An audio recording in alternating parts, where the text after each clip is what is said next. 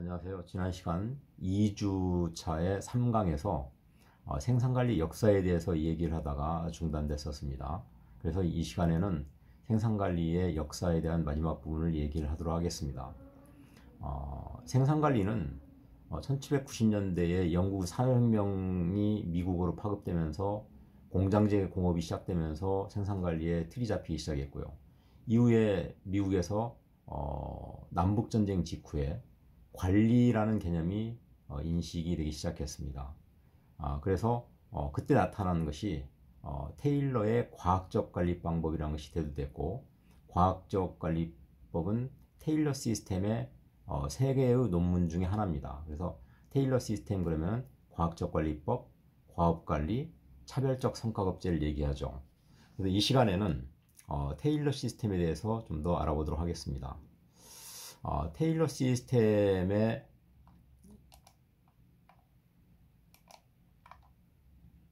대표적인 것이 과학적 관리법이 있네요. 과학적 관리법이 탄생된 배경은 그 당시에는 의식주 생활마저도 어려울 정도로 공산품의 생산량이 필요한 그런 시대였죠. 이 시기에 작업자들은 하루에 과업량만 안수하면은 거의 방임적인 태도로 태업과 같은 형태의 작업을 했던 겁니다. 그러니까 생산량이 늘어나지 않는 거죠. 이러한 문제를 해결하기 위해서 테일러는 시간 연구와 과학적 관리에 관해서 연구를 하게 되는 겁니다. 그래서 과학적 관리법이 탄생하게 된 거죠. 테일러의 과학적 관리법이라는 것은 과학적인 과업 설정을 통해서 노동 생산성을 높이고 조직적인 태업을 방지하고 임금 문제를 해결하기 위해서 과학적이고 객관적인 표준 작업량을 설정하고 고임금 저농비로 노동자와 사용자가 모두 만족하는 것을 말하는 것입니다. 시간 연구와 동작 연구를 기초로 해서 노동의 표준량을 정하고 임금을 작업량에 따라 지급하는 합리적인 방법을 연구한 것이죠. 두 번째로 과업관리라는 건 뭐냐? 테일러리즘의 대표적인 달성 수단으로 과업관리를 제시하는데요. 과업관리라는 것은 공평한 일일의 작업량을 합리적으로 결정하고 그에 의해서 근로자의 작업 표준을 결정하는 것입니다. 그래서 이 방법에 따르면은 과업 결정 방법을 종전에 자의적으로 또는 전습적으로 했던 것들을 배제하고 합리적인 과업을 설정하기 위해서 시간 연구를 실시하고 시간 연구를 통해서 작업 조건을 제시하고 그 다음에 작업을 표준화하는 것이죠. 그 다음 세 번째는 차별적 성과급제입니다. 차별적 성과급제는 생산성에 따라서 하루의 과업량을 달성한 근로자에게는 고임금을 받게 하는 고임률을 적용하고 기업주는 생산량의 증가에 따라서 즉 대량 생산이 됨에 따라서 저농비의 부담의 혜택을 받게 되는 것이죠. 즉 동일 노동에 대해서 차별적인 임률을 적용하는 겁니다. 차별적 성과급제는 상당히 획기적인 거죠. 그래서 차별적 성과급제가 추구하는 고임금 전농비라는 걸 다시 설명드리면 성과를 달성한 사람에게는 고임금을 적용하게 되는 것이고 이들이 전체가 아니더라도 그 일부가 성과를 달성했더라도 전체적인 생산량은 증가하게 되는 거예요. 그렇게 되면은 기업주 입장에서 볼 때는 성과를 달성한 사람들한테는 더 높은 임률을 적용하지만 달성하지 못한 사람한테는 낮은 임률을 적용함으로써 전체적으로 기업에서 나가는 임금의 총액은 감소하는 즉 저농비를 달성한다 그런 얘기입니다. 이러한 과학적 관리법에도 당시에는 이 업적에 대해서 비판이 있었죠. 그래서 과학적 관리법이 가장 중요하게 생각하는 것은 계획과 지시와 통제라는 관리 사이클의 개념을 정립했다는, 즉 관리 개념을 명확히 했다는 게 굉장히 중요한 업적으로 대두되고 있고요. 반면에 비판하는 사람들의 내용은 뭐냐면은 인간을 너무 임금이라는 전제하에 편협된 시각에서 보았다는 겁니다. 인간성과 인간 행동에 대한 이해가 결여되어 있다는 거죠. 다음은 포드의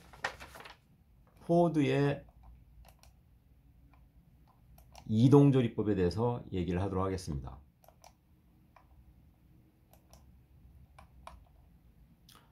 포드의 이동조리법은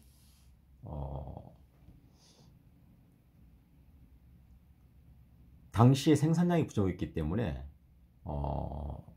생산 시스템을 기계화하고 대규모로 컨베어 시스템을 설치를 함으로써 대량 생산을 하게 한 거죠.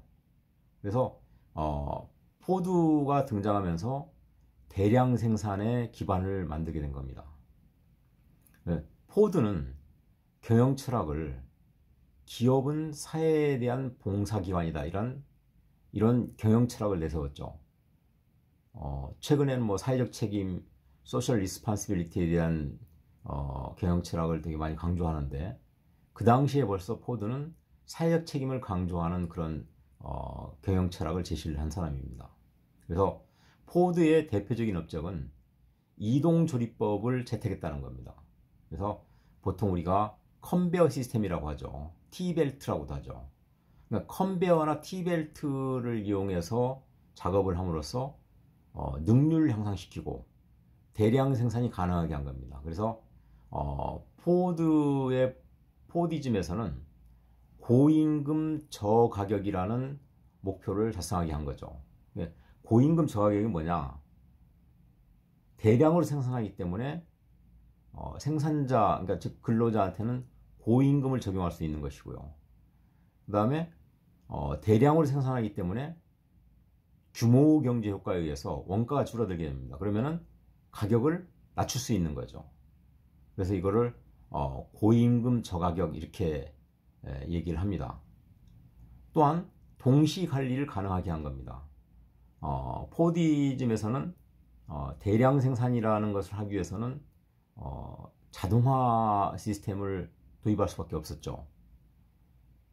그렇기 때문에 자동화 시스템을 도입하면서 동시 관리가 가능한 거예요.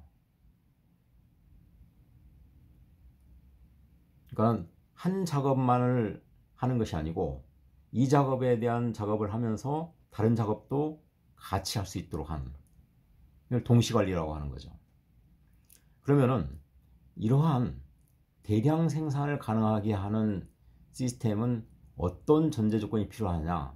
우리 생산 관리에서 나중에 많이 언급되는 내용입니다만은 제품이 단순화되어야 동시, 즉 대량 생산이 가능한 겁니다. 제품이 복잡하면은 대량 생산을 할 수가 없어요. 그래서 제품이 단순화되어야 되고, 또한 부품이 규격화되어야 되는 거예요. 부품이 규격화되지 않고 들쭉날쭉하면은 절대 대량 생산할 수 없는 거죠. 그리고 이 제품을 만들기 위한 기계 공구가 전문화되어야 된다는 겁니다. 그리고 작업 자체가 단순해야 된다는 겁니다. 이러한 일련의 모든 것들이 갖춰져야 포드가 추구하는 대량 생산을 할 수 있게 되는 것이고, 이를 통해서 저가격을 달성하고, 말하자면 저가격을 통해서 사회에 대해 소비자한테는 낮은 가격의 제품을 만들어서 판매함으로써 사회에 대해서 내가 책임을 다한다, 이런 얘기입니다. 그렇지만은 포디즘에 대한 비판도 있습니다. 첫 번째는 뭐냐? 인간을 너무 기계에 해석시켰다. 대량 생산하고 자동화시키다 보니까 사람이 할 일은 별로 없어지는 거죠. 그 다음에 두 번째는 한 공정의 문제가 전체 작업 흐름에 영향을 준다는 겁니다. 대량 생산에서는 연속 생산을 하는 것이기 때문에 한 공정에서 어떤 문제가 발생해서 스톱을 하게 되면 전체 모든 공정이 문제가 발생하는 것이고 스톱이 되게 되는 것에서 스톱이 돼서 생산할 수 없게 되는 거죠.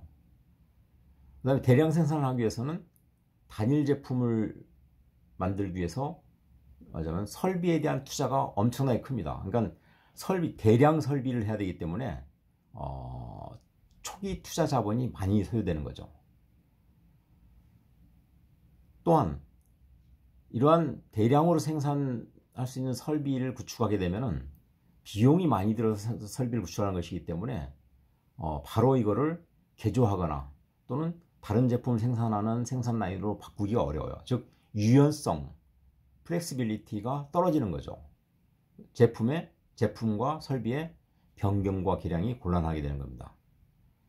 마지막으로 대량 생산을 하게 되면은 소비자의 욕구에 적응이 어렵다 이렇게 돼 있는데 유연성이 떨어지는 거죠. 설비나 기계의 유연성이 떨어지다 보니까 소비자가 원하는 것을 제때제때 소비자의 욕구에 맞춰서 생산해 줄 수 있도록 기계가 유연하지 않다는 거예요. 당연한 얘기죠. 이러한 비판이 있는 것입니다. 자, 그러면 테일러 시스템과 포드 시스템에 대해서 우리가 이 얘기를 했는데요. 테일러 시스템과 포드 시스템의 비교를 한번 해보도록 하겠습니다. 테일러 시스템은 개인의 성과를 중시하고 개인의 능률 향상에 초점이 맞춰져 있는 거죠. 포드 시스템은 대량 생산이라는 걸 목표로 하기 때문에 전체 작업 능률 향상을 중시하는 거예요.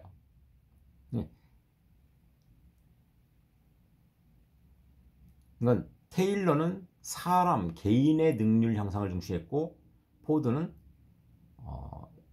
기계에 의한 작업 능률 향상을 중시했다. 이렇게 보시면 되겠습니다. 그 다음에 테일러 시스템은 과업을 부여하고 과업을 달성했느냐 안 했느냐를 측정하는 것이기 때문에 과업 관리에 포인트가 있는 것이고요.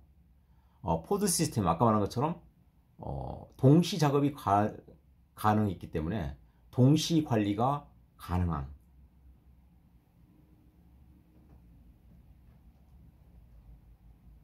작업의 기계화를 통해서 작업을 능률적으로 진행할 수 있었기 때문에 여러 작업을 동시에 진행할 수 있었다. 동시 관리가 가능했다. 이런 얘기입니다. 그 다음에 테일러 시스템은 고임금과 저농업이라는 경영 이념을 실현을 했고요.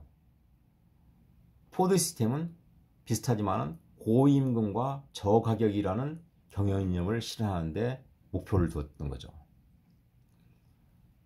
테일러 시스템은 성과급제에 의해서 노동자가 많은 고임률을 받을 수 있었기 때문에 노동자도 고임률을 받을 수 있었고 기업도 농우비를 줄일 수 있었기 때문에 전농우비를 달성할 수 있었기 때문에 과학적 관리를 통해서 노동자와 기업가가 모두 번영할 수 있었다. 이렇게 얘기하는 것이고요. 반면에 포드 시스템은 노동자와 소비자에게 봉사하는 것이 기업이다. 이렇게 얘기를 했어요. 즉 사회적 책임에 대한 얘기를 한 거예요. 노동자한테는 고임금을 제공하고 고임률을 제공하고 소비자한테는 저렴한 값싼 제품을 만들어서 판매함으로써 노동자 소비자한테 기업이 봉사하는 것이다. 이렇게 얘기를 한 거죠. 테일러 시스템은 시간 관리를 위해서 스톱워치를 사용했고 이를 통해서 과업 관리를 한 것이고요. 포드 시스템은 컨베어 벨트를 통해서 대량 생산하는 그런 작업 관리를 한 겁니다. 그래서 테일러 시스템은 인간, 즉 사람, 작업자 중심이고요. 포드 시스템은 기계 설비 중심으로 보시면 되겠습니다. 다음은 이제 현대적 생산 관리를 보시도록 하겠습니다. 현대적 생산 관리는 1930년대에 SQC, 즉 통계적 품질 관리 기법이 등장을 했고요. 이후에 워크 샘플링 기법, 작업하는 과정을 샘플링해서 과업의 진행 속도, 그 다음에 과업의 달성 여부를 말하자면 합리적으로 분석하는 이런 기법을 워크 샘플링 기법이라고 합니다. 그 다음에 이후에는 품질 분량을 검사하기 위한 샘플링 검사법을 도입을 했고요. 이후에는 이제 OR이라고 하죠. 경영과학 이론이 도입되고 계량 분석 기법이 도입된 거죠. 그 이후에 이제 전체적인 생산 시스템이 효율화되는 오토메이션이 도입이 됩니다. 즉 컴퓨터에 의한 자동화 시스템이 도입이 되는 거죠. 자동화의 대표적인 업체들은 우리가 많이 자동화의 대표적인 그런 사례들을 많이 볼 수 있는데, 대표적인 게 CAD/CAM 여러분 많이 들어보셨죠? 컴퓨터가 지원하는 컴퓨터 에이디드 디자인, 컴퓨터가 지원하는 생산, 컴퓨터 에이디드 매니팩처링, 이런 것들이 자동화의 대표적인 사례라고 볼 수 있는 거죠. 이건 지나가도록 하겠습니다. 그 다음에 생산성에 대한 얘기를 좀 하겠습니다. 생산성은 프로덕티비티라고 하죠. 생산성이란 거는 투입물의 비용 대비 산출된 산출물의 가치를 얘기하는 겁니다. 어떤 성과에 대해서 얼마나 많은 비용을 투입해서 이루어졌느냐 하는 걸 나타내는 것이 생산성이죠. 생산성은 우리가 보통 생산 관리의 가장 중요한 목표로 얘기를 하죠.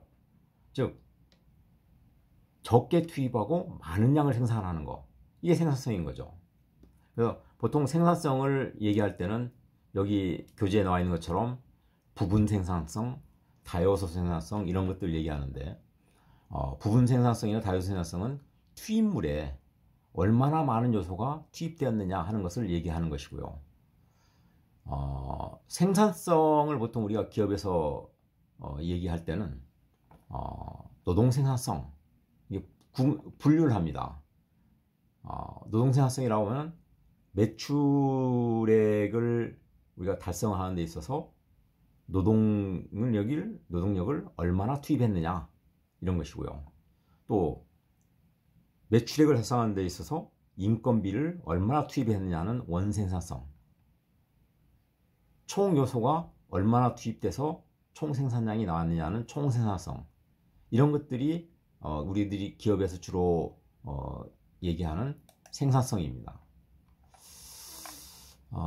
그 다음에 생산성을 나타내는 또 하나 지표를 우리가 수율이라는 개념을 얘기를 합니다. 생산성을 얘기할 때는 보통 투입물 대비 산출물의 가치, 산출물의 양을 얘기하는데요. 수율이란 것은 투입한 총 투입물 중에서 산출된 양질의 생산량과 최종적으로 재작업을 통해서 산출한 양을 총 합계를 말하는 거죠. 양을 비교하는 거죠. 그래서 이 공식에 나와 있는 것처럼, 밑에 나와 있는 것처럼 수율이란 것은 총 투입물을 실제 총 투입물을 투입을 해서 몇 퍼센트의 양질의 제품을 생산했느냐 더하기 총 투입물의 나머지 불량품은 총 투입물 대비 불량품을 다시 재작업한 비율을 계산했을 때 이 두 가지를 합쳐가지고 말하자면은 총 양질의 제품을 총 투입물 대비 얼마나 생산했느냐 하는 것을 우리가 수율이라고 하는 개념으로 볼 수 있는 거죠. 그래서 수율이란 거는 쉽게 생각하면 이렇습니다. 100개를 투입을 해서 양질의 제품을 우리가 90%를 생산했다. 그러면은 100 곱하기 90% 하면은 90이 되는 거죠. 90.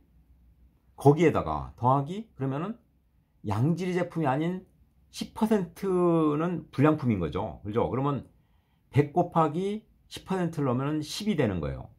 이 10에다가 재작업을 해가지고 다시 양질의 제품을 생산한 양이 20%다. 그러면 10 곱하기 20을 하면은 2가 되는 거죠. 2가 나오죠. 그러면은 최초에 우리가 양질의 제품 생산량 90개에다가 재작업을 위해서 얻은 양질의 제품 2개를 더하면 90 플러스 2를 하면 92가 수율이 되는 거예요.